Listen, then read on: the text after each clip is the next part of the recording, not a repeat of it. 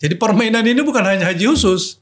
Reguler juga. Oh, reguler ada juga. Reguler yang antrian 25 tahun ini dimainkan juga. Jadi 10.000 kuota yang tertinggal di reguler ini pun diindikasikan ada permainan. Wah, jahat betul Bang. Jadi proses penegak hukum masuk ini terlalu lama. Ini potensi penghilangan barang bukti. Atau kalau tentunya saya menduga kuat lah, ini ada praktek korupsinya lah. Kami kira ini ya temuan-temuan kita bertemu dengan menteri atau tidak. Pansus sudah cukup. Oh iya. Cukup. Tapi kan biasanya pansus pasti manggil menteri kan Bang ya? Sudah dipanggil belum Bang? Sudah. Oke. Kita panggil besok. Oh besok ya. Suratnya sudah sampai. Okay. Apakah beliau hadir atau tidak? Itu terserah dia. Ya. Kalau dia tidak hadir, pertanda bahwa dia tidak punya tanggung jawab. Sebagai pejabat negara, tokoh nasional, masa nggak berani bertanggung jawab? Iya. Memangnya dia hidup ini cuma menteri agama? Iya. Besok mau ngapain dia? Iya. Gak mungkin lagi orang percaya sama dia. Pekerjaan yang tidak bisa dipertanggungjawabkan kok diberi amanah. Ini celaka. Biasanya kalau menteri dipanggil itu hadir lah. Kalau nggak hadir kan pasti malu lah.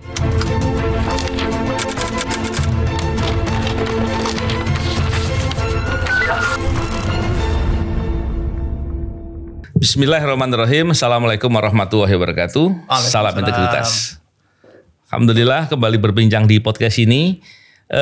Kali ini kita membincangkan terkait dengan hal yang sedang ramai dibahas di banyak media maupun media sosial, yaitu masalah terkait dengan haji di Kemenak yang sedang ada pansus di DPR.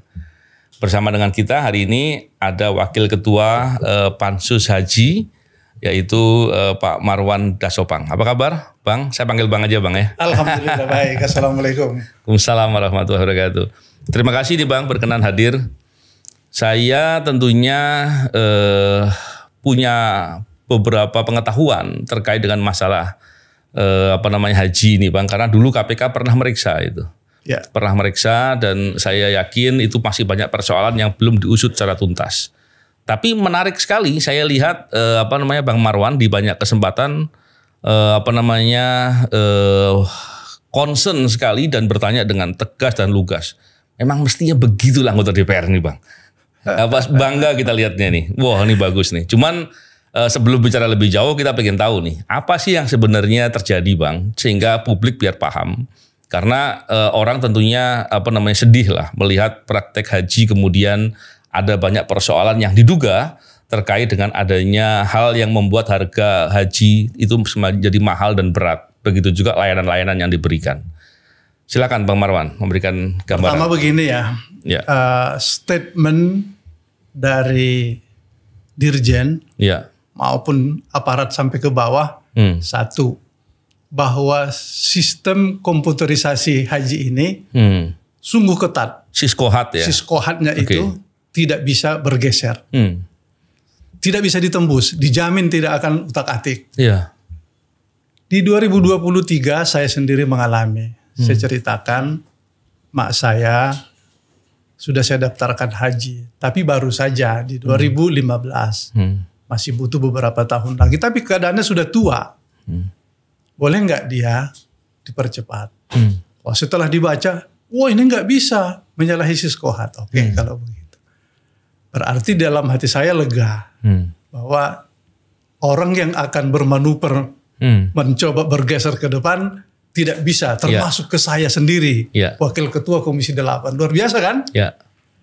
Sama halnya dengan haji khusus, tidak bisa. Pokoknya antrean itu ketat, tidak mungkin ditembus.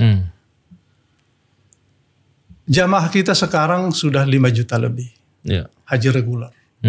Yang antri itu Bang ya? Yang antri. Berapa lama? Rata-rata 25 tahun. Kalau di Sulawesi 48 tahun. Bayangkan, mendaftar di umur 50 tahun, menunggu 40 tahun, 90 tahun. Itu sudah merasa tidak punya kesempatan. Berdasarkan itu dilakukan nego, ya tentu pemerintah Indonesia. Ini dapat tambahan nih. Di tahun 2024 dapat tambahan 20.000. Itu akan mengurai beberapa tahun percepatan.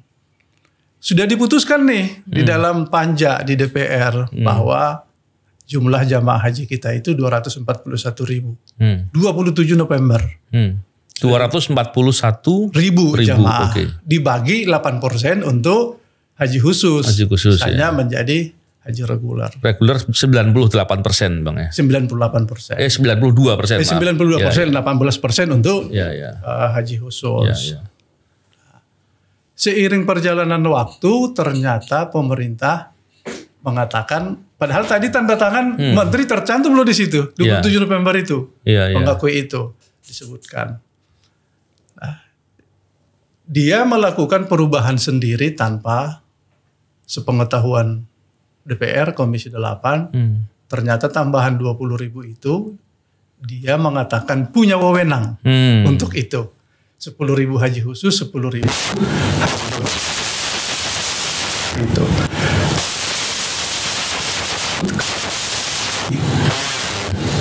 Kita desak, ternyata bukan.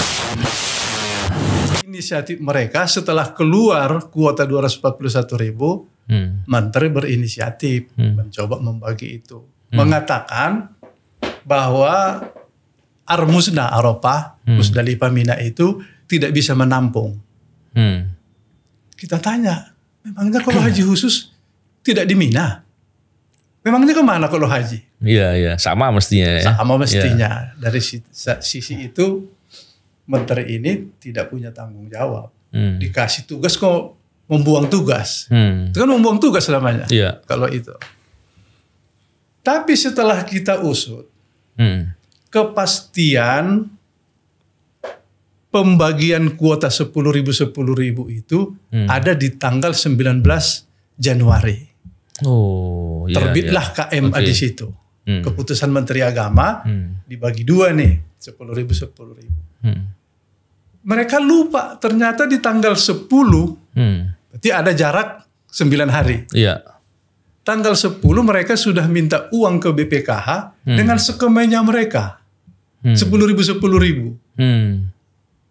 Meminta uang di tanggal 10, landasan hukumnya tanggal 19. Gila nggak? Iya. Jadi tidak rapi nih. Permainan ini tidak rapi. Lupa mereka. Jadi ditanya itu, kenapa? Sudah ada bisik-bisik dari Kementerian Haji Saudi. Permintaan 10.000 itu sudah disetujui. Tapi kan belum terbit. KMA-nya di tanggal 19. Jadi tidak ada lagi alasan mengatakan bahwa mereka punya hak. Itu satu. Sudah ada pelanggaran nih. Pelanggaran pengalihan kuota itu melawan keputusan DPR, melawan Kepres. Idealnya penambahan itu harus dibagi seperti skema 92-8%. Harusnya begitu ya Bang ya? 8%, 92%. Karena undang-undangnya begitu. Undang-undangnya begitu ya Bang? Begitu. Tapi ada klausul kalau ada kuota tambahan, menteri bisa mengalokasikan. Tapi tetap dengan persetujuan DPR. Penetapan itu. Tapi kan ini sudah ditanda tangan nih. 27 November itu sudah ditanda tangan di menteri. Kuota itu 241.000. Nah, itu satu. Bagi pansus sudah selesai urusan ini. Maka dapat kita membayangkan betapa sedihnya para jamaah. Yang tadinya sudah menduga dan sudah melunasi akan berangkat, ternyata 10.000 dikurangi. Nangis loh. Ini sudah bertahun-tahun menunggu. Ya kira-kira ini ilustrasi saja nih. Mak saya itu bilang begini, ngapain lagi aku didaftar-daftarkan di bahasa di kampung saya. Mak, saya bilang, kita wajib mendaftarkan itu baru 2016 loh Mak. Karena punya duit, wajib kita mendaftarkan. Iya, biarpun kau daftar-daftar, udah mati aku itu. Saking lamanya Pak. Saya bilang urusan mati bukan urusan kita, urusan Tuhan. Iya, hidup pun udah nggak bisa jalan aku itu. Kira-kira beginilah psikologi jamaah kita. Ini ada kesempatan kok dikasih ke orang kaya. Orang kaya itu besok juga bisa loh. Beli roda, beli apa. Betul. Nah, ini pertanda Sebetulnya maksudnya apa? Ya. Mengalihkan itu apa? Selain tadi buang tanggung jawab yang kita sebutkan itu nggak mau mengurus, sebetulnya kalau dasarnya seperti itu tadi, motifnya apa ini? Selesai satu persoalan. Masuk ke persoalan kedua, kuota yang diselewengkan ini untuk apa? Diselewengkan itu maksudnya yang tadi kan tadi 10-10 kan selewengkan ini. Kan sudah ada keputusan sebetulnya semuanya ada di haji reguler. Hanya 8% aja yang di haji. Ada dua hal kuota jamaah, khusus dan reguler. Di haji khusus mereka mengaku ada 3.503 jamaah T0. Maksudnya apa tuh Bang? Tahun 0. Oh, jadi daftar langsung berangkat. Jumlahnya berapa? 3.503. Oh, kok bisa Bang? Kan ini. Iya. Bagaimana caranya? Mereka payungi sebuah Kep Dirjen disebutkan dengan sisa kuota. Sisa kuota tuh artinya sudah menjelang berangkat, ada kuota yang berangkat, ada kuota tidak terpakai, itulah disebut kuota sisa. Iya.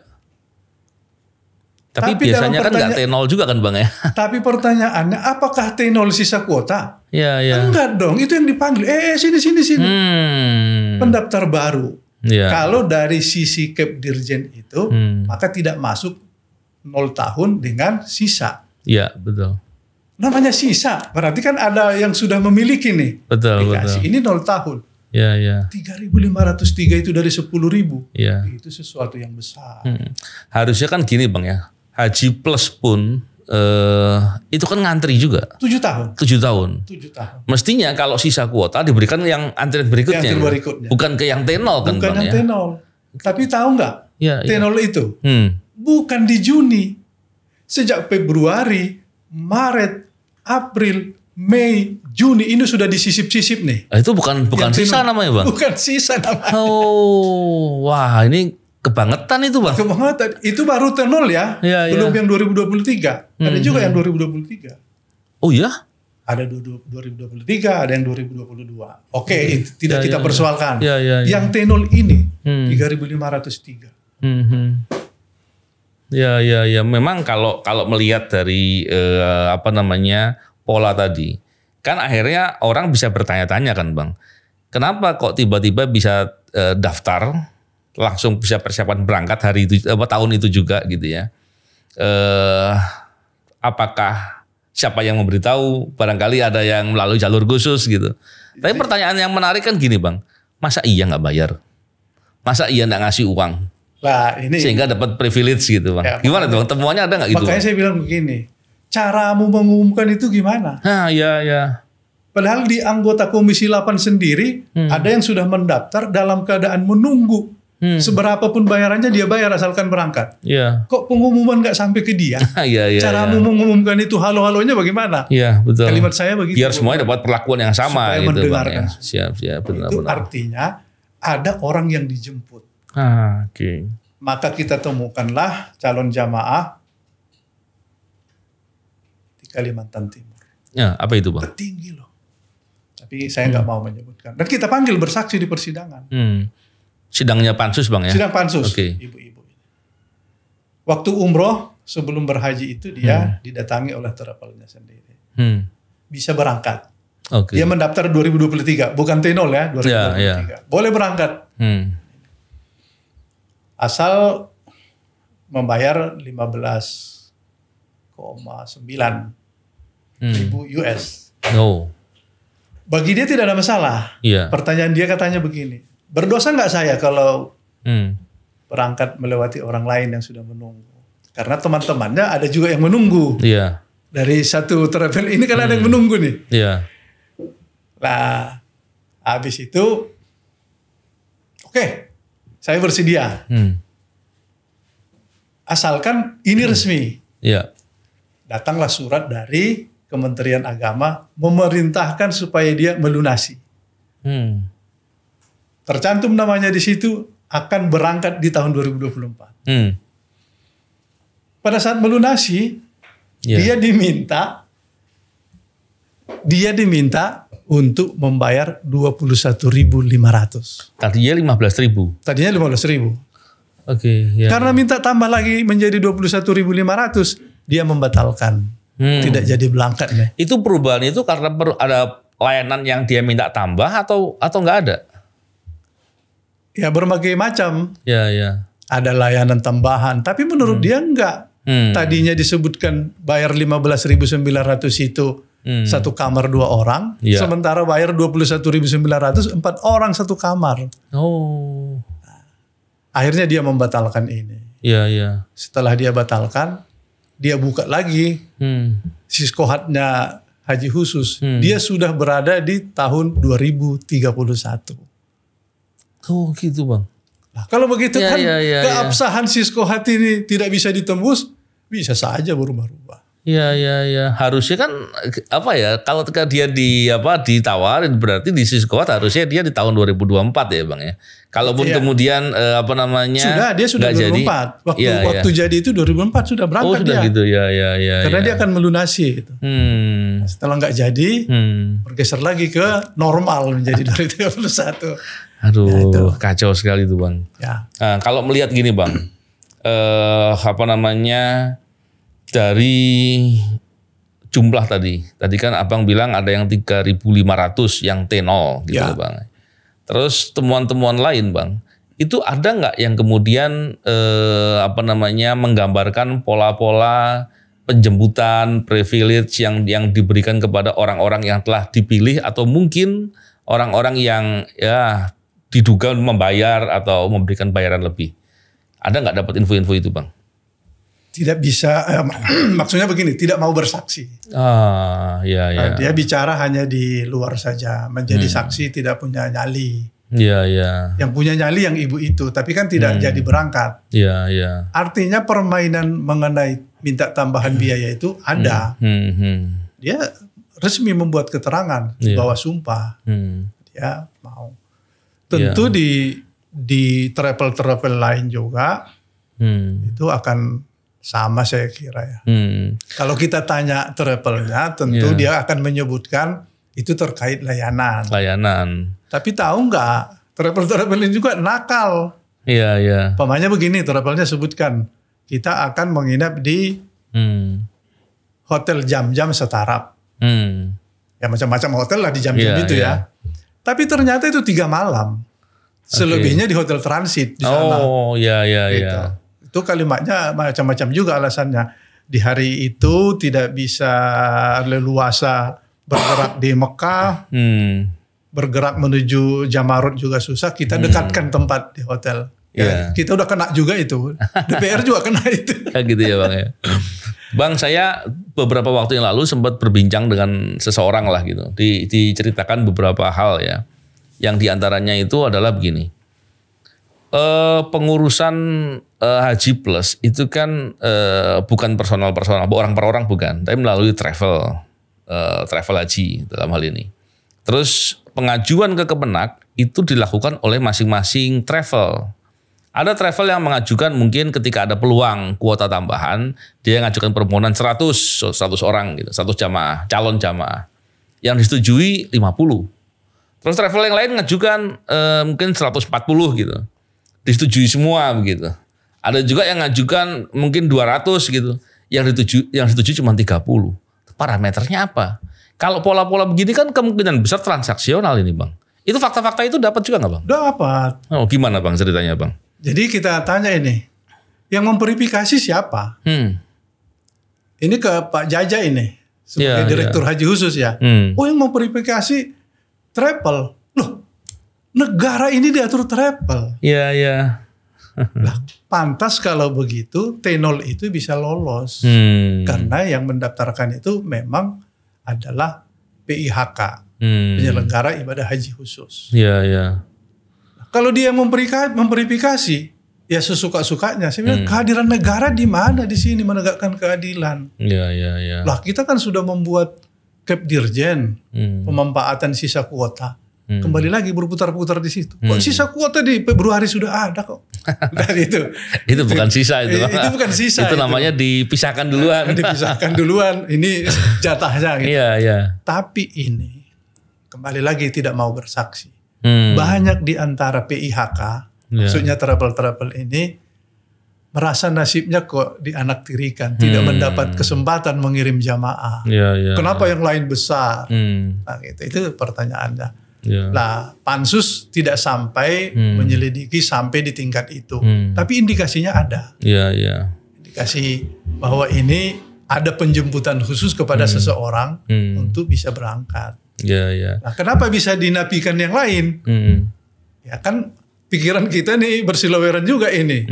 Berpikir, oh jangan-jangan ini tawarannya lebih baik nih, gitu kan. Sehingga yang lain tidak berangkat. Saya kira nanti pansus akan menyerahkan kini ke aparat hukum lah. Tapi sebetulnya gini Bang, saya juga agak heran ya, kenapa kok aparat penegak hukum, dalam hal ini yang seharusnya KPK lah, karena KPK kan yang harusnya dikedepankan soal masalah praktek korupsi ya. Mesti mereka yang harus punya, mereka punya kewenangan untuk proaktif. Ketika ada informasi-informasi yang sebanyak ini, KPK pernah nggak sih nanya ke pansus Bang, apa fakta-faktanya, menggali duluan? Karena KPK nggak perlu harus menunggu laporan, walaupun memang boleh juga menunggu laporan, tapi seharusnya nggak begitu. Tapi ketika ada fakta-fakta, dia mestinya proaktif. Karena apa Bang? Saya sampaikan ini. Karena bukan hanya terkait dengan dugaan ada suap atau praktek-praktek semisal itu. Tapi masalahnya gini Bang, tadi yang Abang cerita di awal itu, saya prihatin sekali itu. Tentunya kita tahu banyak calon jamaah haji yang orang-orang mungkin di daerah, di desa, mungkin usianya sudah sudah cukup lanjut gitu Bang ya. Dan banyak keterbatasan. Ketika yang seharusnya 92% itu porsinya harusnya dipakai untuk yang reguler. Karena negara hadir dalam kepentingannya mereka. Kemudian justru malah diberikan kepada yang jamaah haji khusus. Ini sudah menurut saya miris sekali gitu Bang. Kita prihatin sekali fakta-fakta itu. Pernah nggak Bang KPK kemudian menanyakan atau ingin tahu lebih banyak atau bertanya ke pansus terkait dengan hal ini Bang? Jadi di pansus sendiri antara anggota ya. Ada yang berkeinginan kita melaporkan ke KPK. Ada yang berkeinginan kita menyurati KPK berperan aktif. Tapi semua itu perbincangan ini tidak ada keputusan dan memang kami tidak menyurati KPK. Karena menurut kami kesimpulannya ada surat atau tidak ada surat, KPK mesti bergerak. Betul. Karena ini terang benderang semua ini, mulai dari pengalihan kuota yang melanggar Kepres, melawan presiden loh. Kepres itu kan presiden, melawan presiden, melanggar juga dengan DPR, keputusan yang ikut dia tanda tangan, itu saja sudah cukup. Terkait dengan indikasi jual beli kuota ini, tanda-tandanya sudah ada. Kami kira kami tidak mendalami sampai di mana KPK, tapi menurut kami KPK sendiri akan melakukan tugasnya. Ada mendengarkan berita KPK ingin turut serta, tetapi di dalam persidangan itu kami tidak didampingi KPK.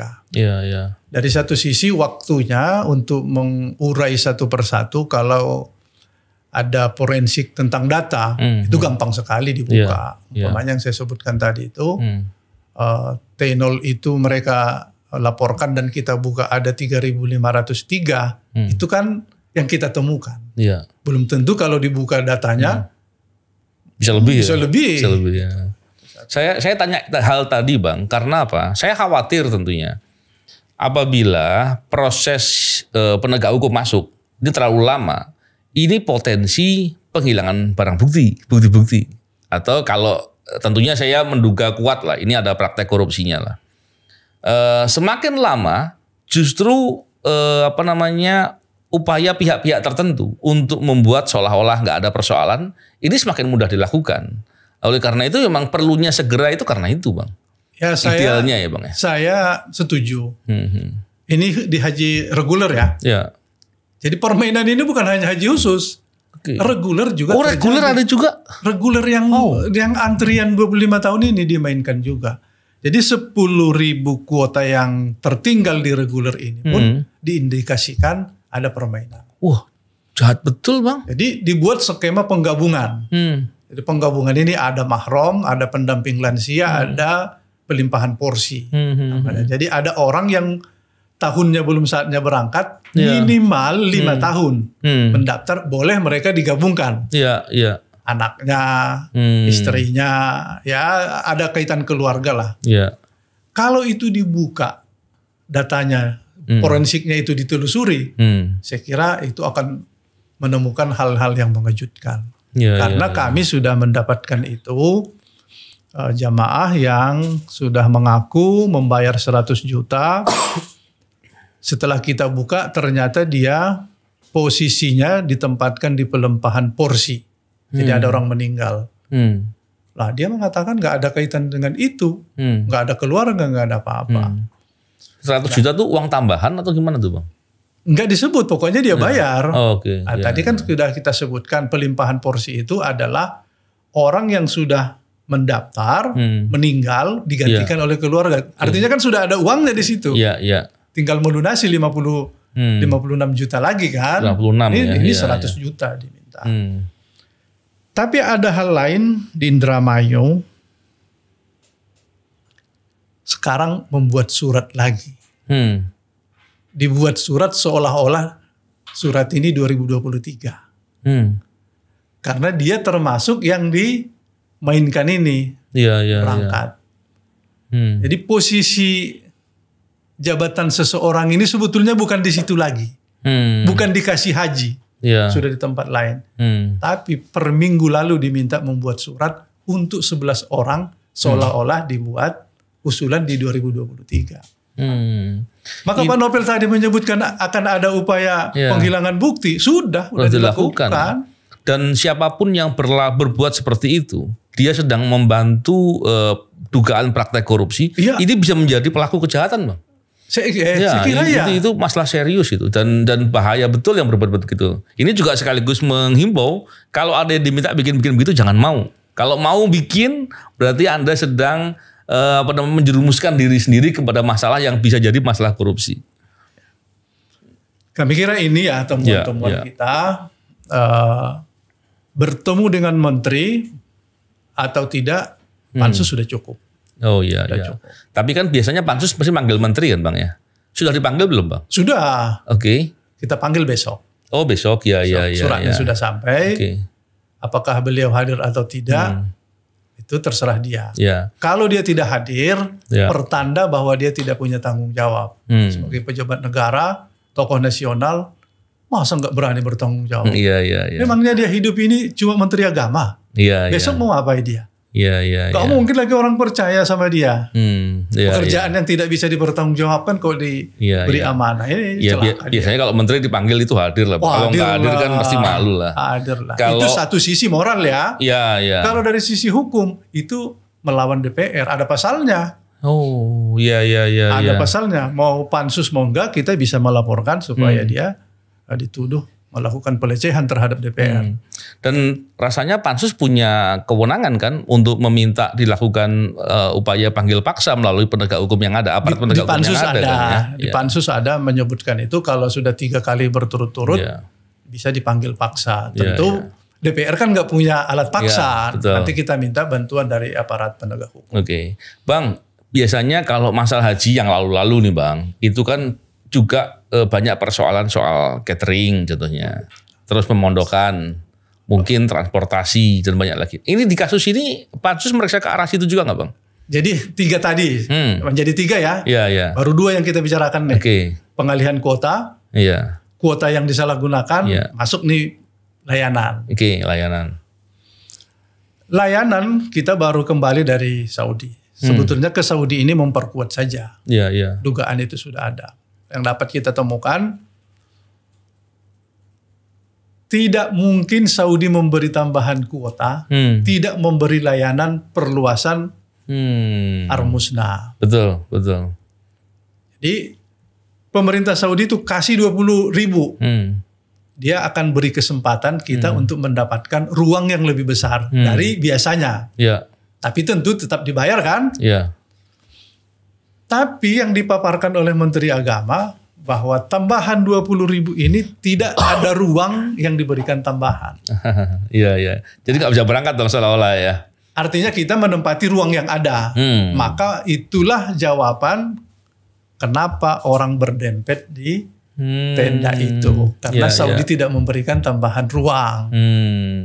Tapi setelah kita usut, persoalan kita kan tidak bisa mengusut di Saudi. Ya.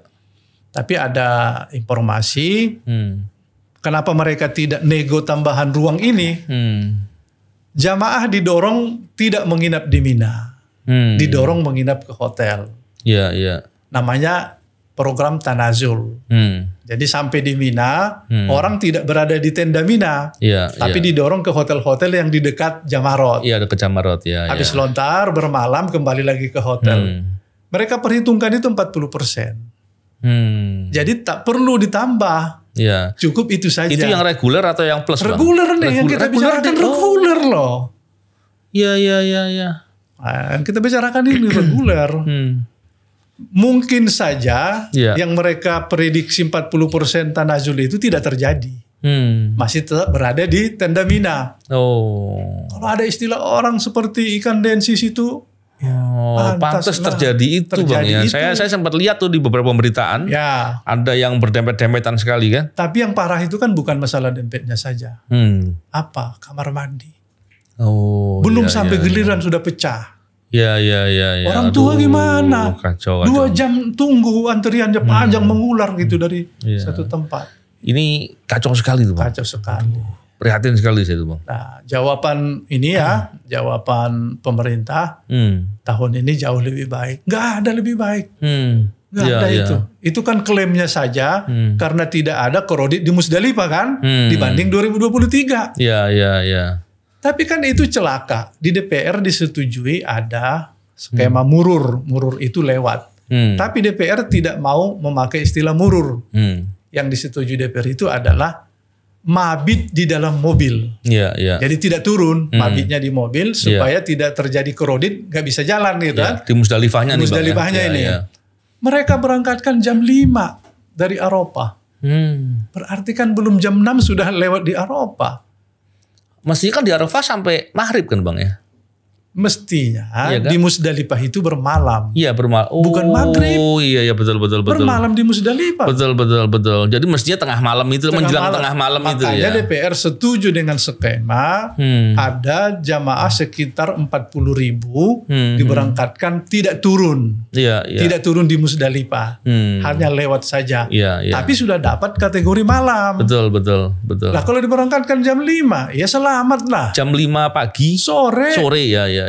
Belum maghrib nih di Musdalifah. Ya selamat lah itu. Iya. Nah, mengenai persoalan hukum ya terserah aja lah. Tapi kan orang harus. Iya. Itu satu. Yang kedua, kita mencari juga sebetulnya bukti-bukti tentang catering. Catering ini, kenapa yang itu? Ada masalah apa tuh bang? Kenapa itu yang dipilih cateringnya gitu loh. Sementara ada catering lain harganya lebih murah. Oh iya?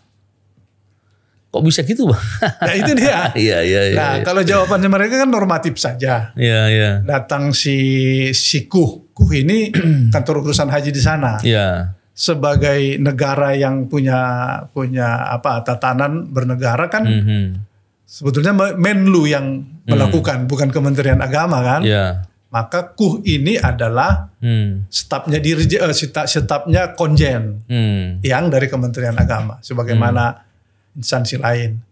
Mereka lah yang mengadakan kontrak dengan para pihak di sana. Tapi mereka sebut bahwa ini keputusan mereka tinggal tanda tangan saja. Oh, jadi bukan dia yang menyelenggarakan? Bukan, sudah ada keputusan tim. Tim inilah yang melakukan. Ya sama saja, mau tim kenapa? Kenapa itu yang dipilih? Betul. Nah, ini saya kira masih bisa ditelusuri, masih bisa dipanggil, para pihak yang menandatangan, para pihak yang menjadi tim bisa dipanggil. Tapi dari sisi waktu dan teknis apa namanya ya, teknis penyelidikan, mungkin pansus tidak cukup kuat untuk itu. Tapi dugaannya ada. Kemarin pertanyaannya, sampai tanggal berapa transportasi beroperasi di Makkah? Sampai tanggal 11.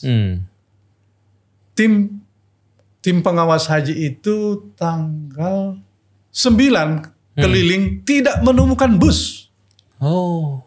Di Mekah. Iya. Karena memang sudah mau menjelang ini ya, menjelang Armusna. Jadi sekitar 2-3 hari lagi berangkat ke Armusna. Sudah nggak ada bus. Nah kalau kontraknya sampai tanggal 11, lupa saya 11 berapa. Nah kenapa 2 hari tidak? Itu dibayar atau tidak? Gitu.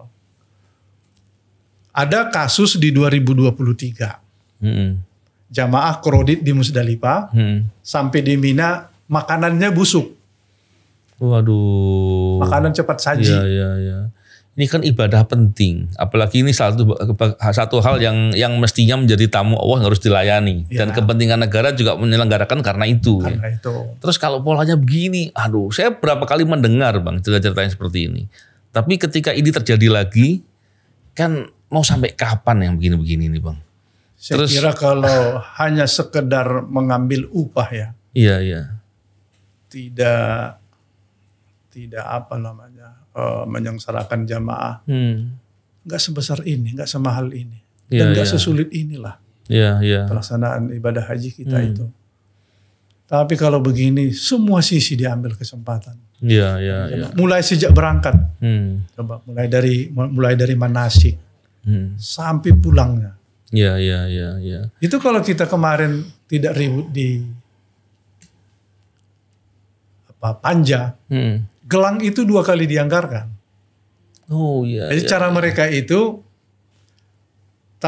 kita mendapatkan status sudah ada anggaran gelang di tahun lalu, terus dianggarkan lagi tahun ini. Gitu.